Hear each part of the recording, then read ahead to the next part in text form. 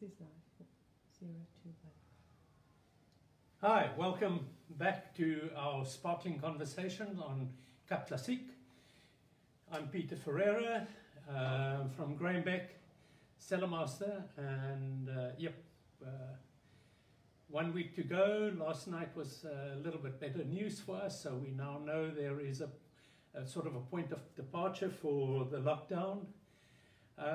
But yes, this is not the time to get raucous or anything like that. Stay safe, and we'll discuss. So today is a little bit like, let's go up to the lab and see what's on the slab type of thing. We're speaking a little bit about research and development at Grainbeck. I think we proud ourselves over the years that we have been very innovative and staying abreast with developments. We do this. This is just a small little in-look to get you excited, because we can talk about many other different research and development things we are doing, which definitely I will park for another appointment. But today we are going to talk about crown cap versus cork fermentation.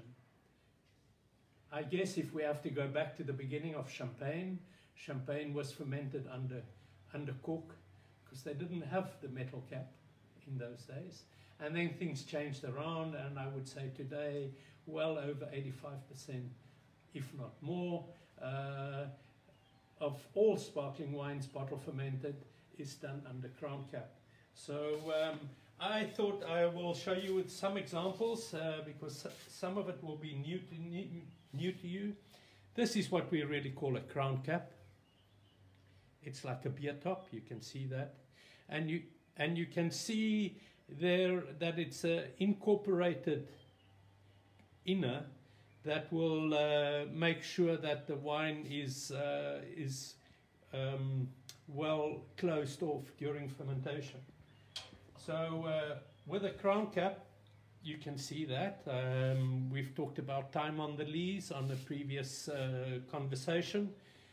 The crown cap seals off the wine in the bottle.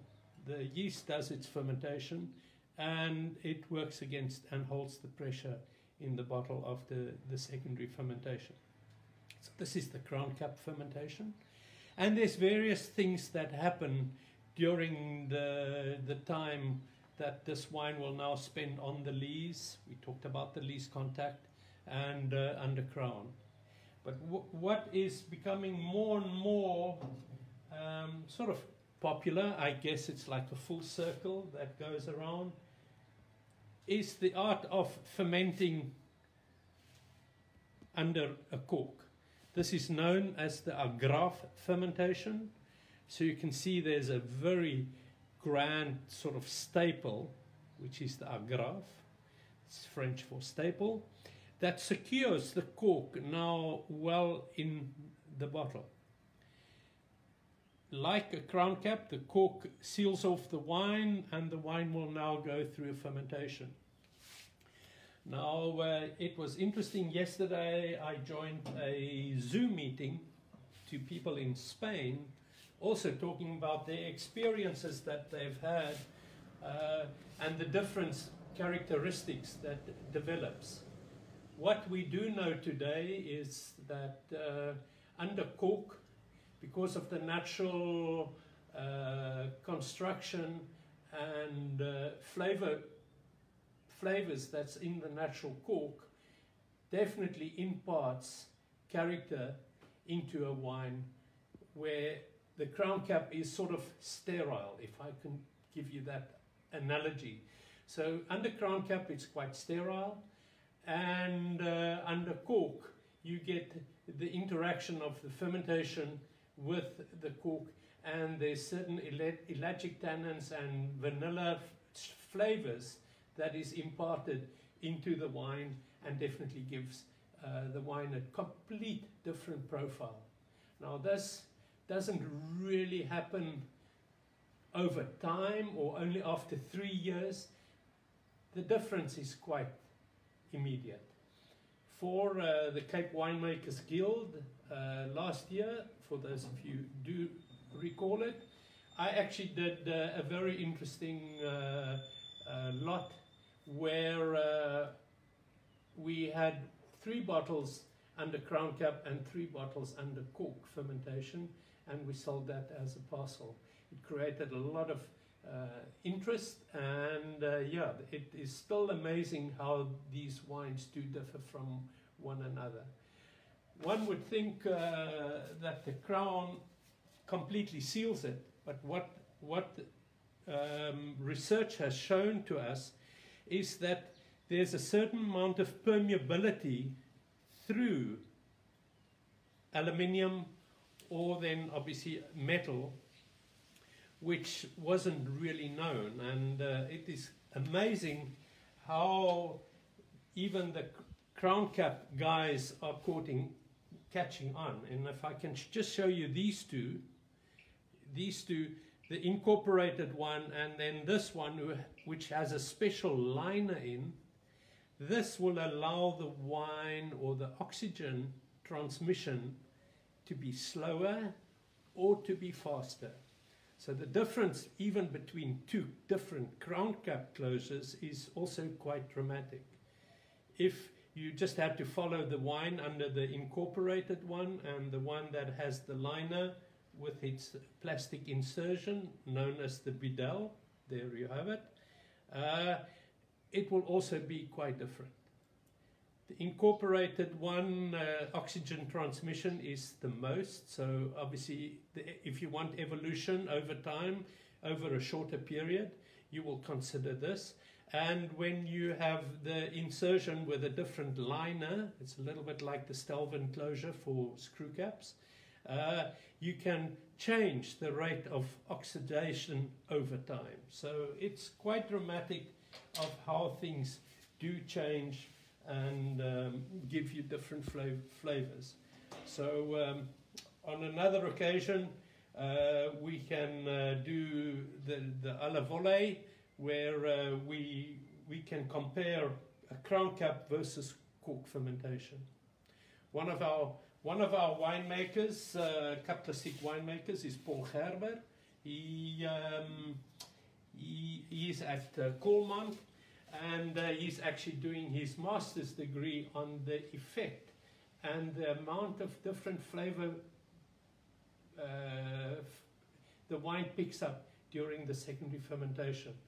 And we at Grainbeck are supporting him in this way, that we are doing the commercial run as wines which he will then analyze and you know, putting a new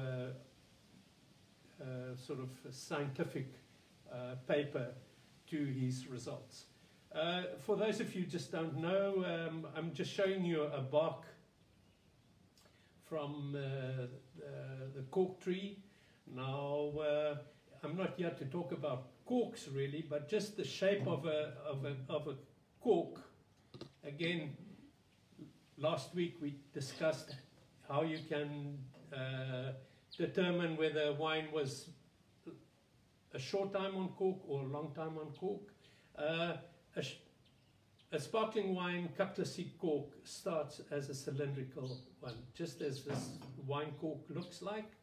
And then you have the wine or the cork coming back to flaring out as it still has some memory, and obviously the longer it stays on cork, the thing. So the importance of using the cork for the secondary fermentation is that you have to use a slightly wider diameter cork to start off with. And also the insertion of the cork is about 2 to 3 millimeters deeper than you would do for a natural wine. It's just normally time on the lees with cork fermentation is considered to be 3 years and longer.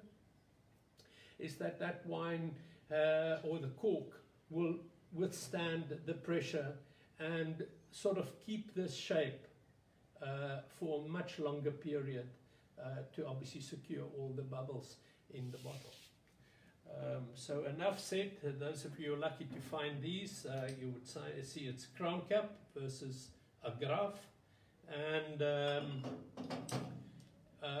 it is there to discuss for another time.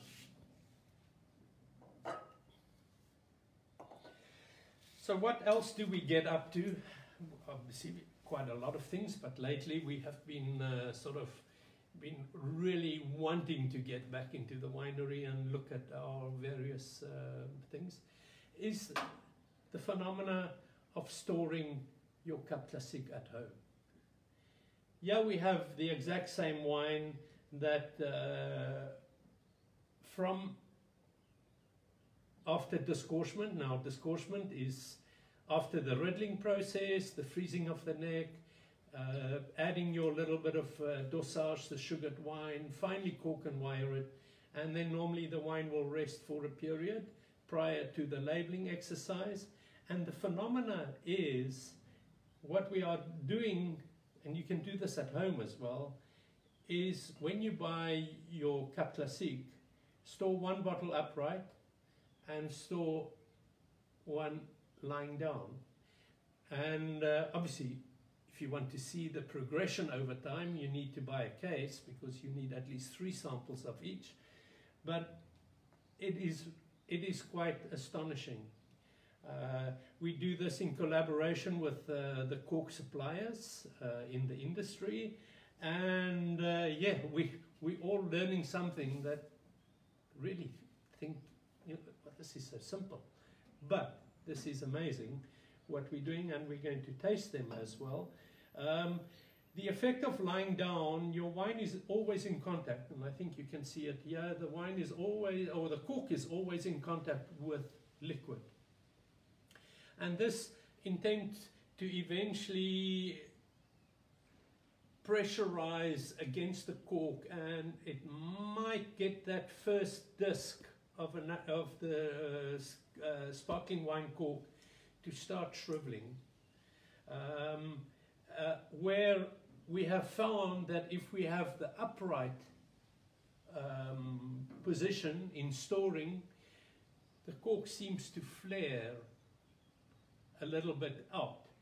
And we do this not only on one of our Cap Classiques at Grainbeck. We normally would look at it in all the stews that we have, so non-vintages, our vintages, even our prestige Cuvée Clive, and we would hopefully see what the results will be.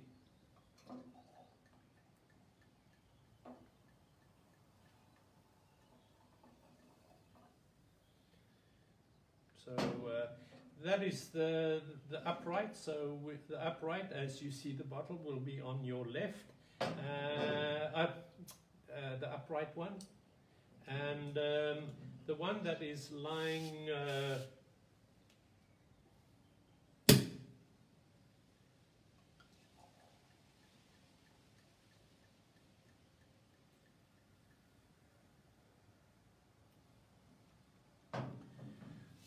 so there you have it, and we will just you know, once the cork has come out of a bottle, it sort of is in shock. So during the talk, I will revert back to the shapes of the cork once we've tasted. Now, because it's the same wine, discoursed on the same day, the effect and the development looks very similar. There is very, very little difference. Obviously, lying down versus upright gives you some thought back home of how you should design your cellar of storing, because you know, you would find in the world of Cap Classique many Cap Classiques. When you buy it, it's a flat pack, so they are already lying down. And if you buy other Cap Classiques, they're already standing up. So you have to just keep that in mind. And normally, you know, if you are going to store it in a cellar, you intend to lie down, but do this at home. So the effect of the wines relatively in terms of maturing now on the cork seems to be the same. The color are this, they look alike. They both are completely vibrant. It's not so much. Oh wow, there is a remarkable difference. I was going to say there's not so much, but today these two are staying. Remember, this was the one standing up. Feels fresh. Much more richer. It's like a creamy element there. And again, it's the yin and the yang, you know, the good Anglais, good Français. You know, you have to divide, but it's clear. Just on the nose, there's already a difference. Color-wise, I'm completely happy that we are drinking the same wine. Completely fresh. It's like it's slightly sort of restrained in a way.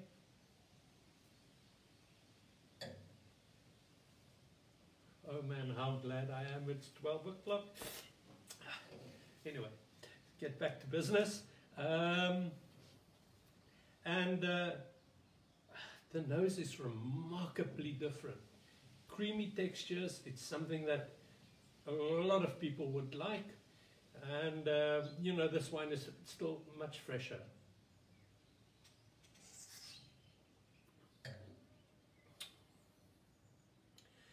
Yeah, it's so difficult. You know, if there's going to be a favorite, it will have to be both, I would say, because they speak two different languages. And it's the exact same wine, discoursed on the same day.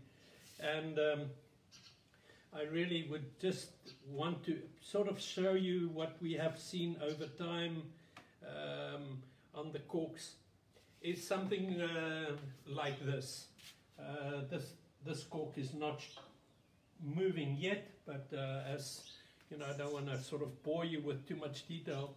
But can you see, if we just zoom a little closer, you can see where the wine has been lying down, it's starting to penetrate the first, you can see that, and the cork sort of remains wet, where a wine that has been standing is completely dry, and it's already starting to move more towards a mushroom shape.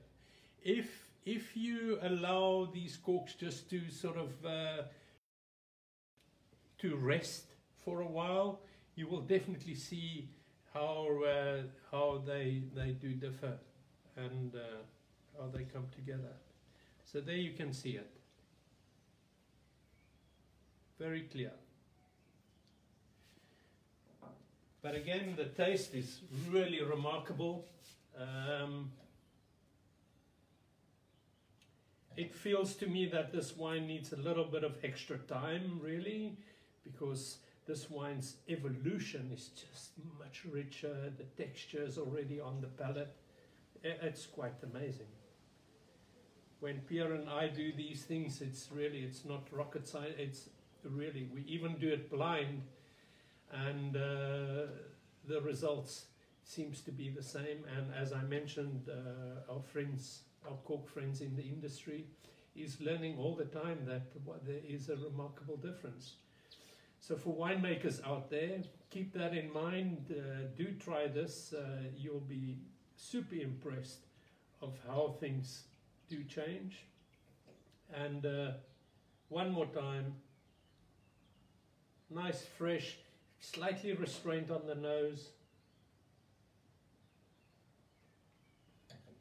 I love the nervous intention of the wine, and then it sort of releases and it broadens on the palate beautifully. And this is just gorgeous. The nose, it's got that sort of extra dimension of creamy texture already showing, and then the palate is sublime. It's beautiful. And yeah, in a blind tasting, if I was given these two wines, I would say they are two different wines. So that's maybe the message in the bottle today. Again, we are very happy that you could join us. It is Friday, so A long weekend coming up, yet another one. I urge you to play your part, be safe, look after yourselves, and again, as we do it at Grainbeck, we celebrate what matters, and this is a toast to all of you on this Friday. Thank you for tuning in. Thank you.